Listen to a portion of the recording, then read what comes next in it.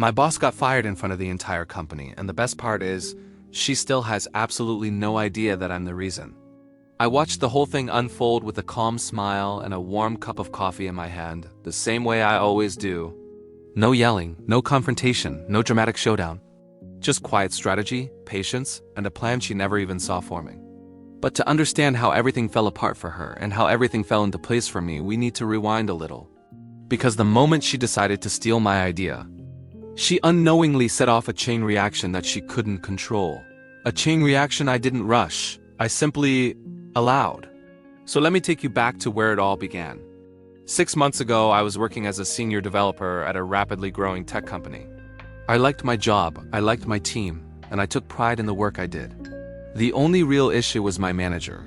Lisa, someone who had mastered the art of taking credit for everyone else's accomplishments while doing the bare minimum herself.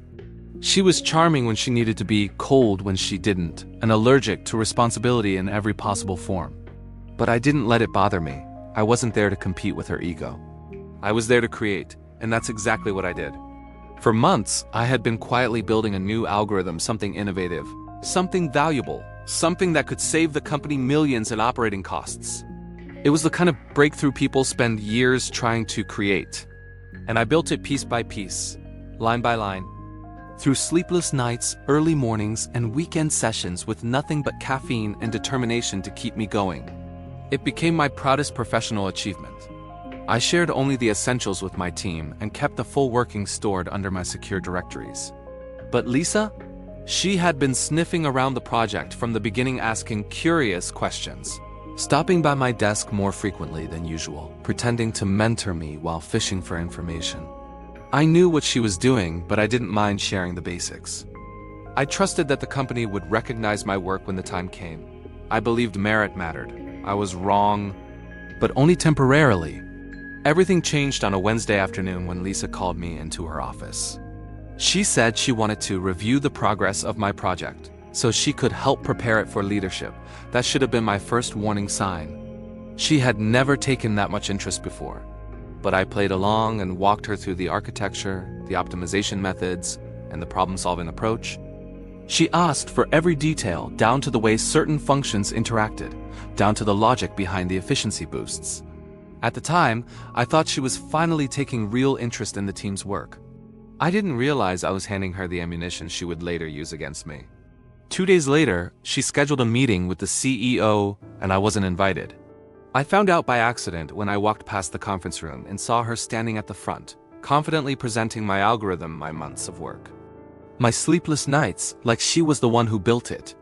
She spoke about it as if the idea had come to her in a moment of brilliance, as if the technical foundations were something she personally crafted. The CEO seemed impressed. People clapped. Lisa beamed with pride, taking full credit without a hint of guilt. And when she stepped out of the room, there was a message waiting in my inbox. Great job assisting me with this. The company is thrilled. Assisting? I stared at the email, stunned. But instead of reacting, I simply smiled. There was no anger, no confrontation, no panic, only clarity. She thought she had won. She had no idea she had already lost. This is the part where most people would explode, run to HR, scream betrayal, or go on a rant about fairness. But I've learned that there is nothing more powerful than quiet documentation. So that's what I did.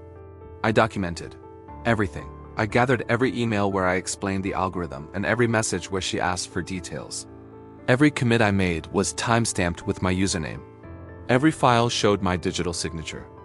I saved screenshots of Slack conversations where Lisa pretended not to understand certain technical components she later pretended she invented. And then I did something even better. I let her continue. I watched silently as she presented the algorithm to 3 different clients, each time taking full credit. I observed her stumble through technical questions, unable to explain the core logic. Her answers were vague, thin, and often wrong. I saved recordings, meeting notes, and client feedback pointing out her lack of understanding. Meanwhile, I began building quiet alliances. I had casual coffee chats with the CEO's executive assistant, never bragging, never exposing Lisa, just subtly letting my intelligence show. I asked thoughtful questions in meetings.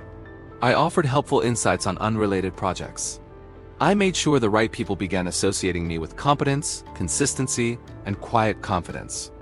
And through all of this, I never once brought up the algorithm. Lisa thought she had cornered the narrative, but she was only digging her own grave. Patience is a skill, and I've mastered it. Finally, the moment of collapse arrived. The company secured a meeting with a massive Fortune 500 client, one that could change everything for the company. Lisa was chosen to present the algorithm once again. I sat in the back of the room, observing quietly, sipping coffee as always. The client's top engineers attended, prepared with deep technical questions. They were excited, hopeful, ready to dive into the algorithm's architecture. And then came the question that ended Lisa's career. Can you walk us through the core architecture and explain why you structured it this way? The silence was beautiful. Lisa froze. She blinked. She fumbled for words. She tried to improvise, offering a scattered explanation that contradicted basic logic. The engineers exchanged looks. The CEO's smile faded. The meeting deteriorated within minutes. The client declined the partnership. The CEO was furious. That was my cue. I requested a private meeting with the CEO's office. I walked in calmly with a binder of documents thick enough to slam onto the desk, but I didn't slam it.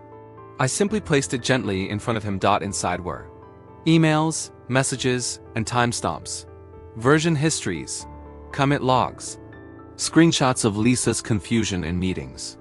A recording from an all-hands meeting where Lisa proudly bragged, "I developed this technology from the ground up." The CEO flipped through the evidence with growing disbelief. His expression shifted from confusion to realization to outrage. It turned out that lying about intellectual property, especially when it cost the company a major client, wasn't just unethical, it was terminable. Lisa was fired within 48 hours. No severance. No bonus. No recommendation letter. Security escorted her out of the building while she looked around in confusion, still trying to understand what happened. She had built a tower of lies and climbed to the top, only to realize she had no foundation beneath her. The CEO later called me into his office. He asked why I didn't come forward sooner. I told him the truth. I wanted the work to speak for itself. And it did, loudly. Not only did the CEO promote me into Lisa's role, but he also asked me to personally present the algorithm to the Fortune 500 client. We repitched the project, with me leading the explanation this time, and the client signed the contract within a week. My career skyrocketed, my reputation solidified, and every success I gained afterward was built on my quiet planning and Lisa's loud mistakes. What still amazes me is that Lisa genuinely believes she got fired because the client meeting went poorly. She still has no idea that I had been documenting everything months before. She never realized that the quietest person in the room is often the one paying the closest attention. I didn't yell. I didn't argue. I didn't seek revenge. I simply let her lies destroy themselves. Sometimes the most powerful move isn't retaliation. It's patience. It's strategy. It's the calm confidence to let the truth reveal itself. So tell me, what would you have done in my place?